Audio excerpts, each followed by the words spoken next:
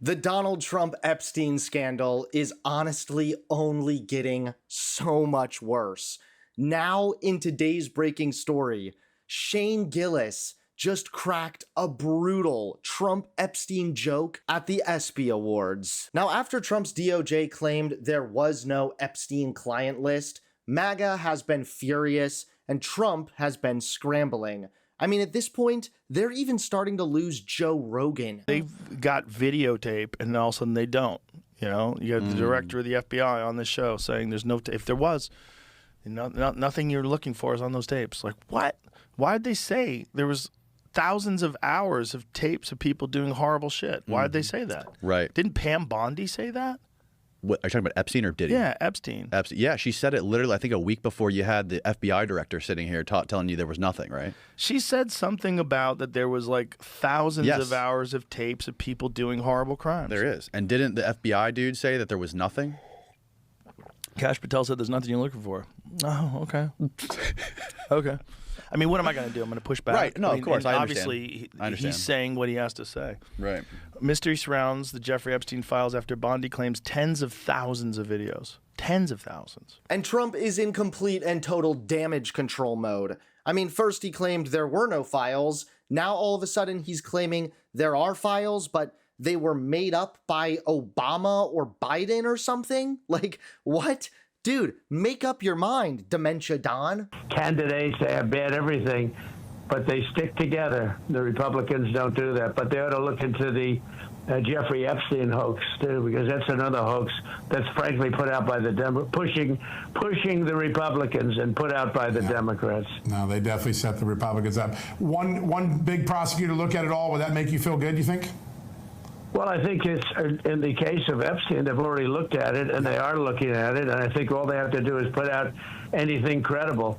But, you know, that was run by the Biden administration for 4 years. I can imagine what they put into files, just like they did with the others. I mean, the Steele dossier was a total fake. Right. It took 2 years to figure that out for the people. And all of the things that you mentioned were fake. Yep. So I would imagine if they were run by Chris Wray and they were run by Comey, and because it was actually even before that administration, they've been running these files. And so much of the things that we found were fake with me, but especially you look at that Steele dossier where they paid like 14 or 16 million. That's more than James Patterson gets paid to do a #1 bestseller. Isn't that crazy? And the thing turned out to be a total scam. But now this scandal just went national. That's right, Shane Gillis just cracked a brutal Trump-Epstein joke at the ESPY Awards. Take a look at this. In a jaw-dropping moment at the ESPY Awards, yes, the major sports awards show watched by millions, comedian Shane Gillis just obliterated Donald Trump. This wasn't a quick jab or a harmless roast. Gillis went straight for the jugular, calling out Trump for nearly getting Mike Pence killed during the January 6th riot and mocking him for hiding the Epstein files. Here's the moment Shane Gillis stole the night and torched Trump for all to see. Donald Trump wants to stage a UFC fight on the White House lawn. The last time he staged a fight in D.C., Mike Pence almost died. All right. No, you don't have to do that. It was fine. I didn't write it. Actually, there was supposed to be an Epstein joke here, but as it got deleted.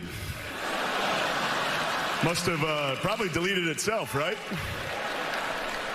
Probably never existed, actually. Let's move on as a country and ignore that.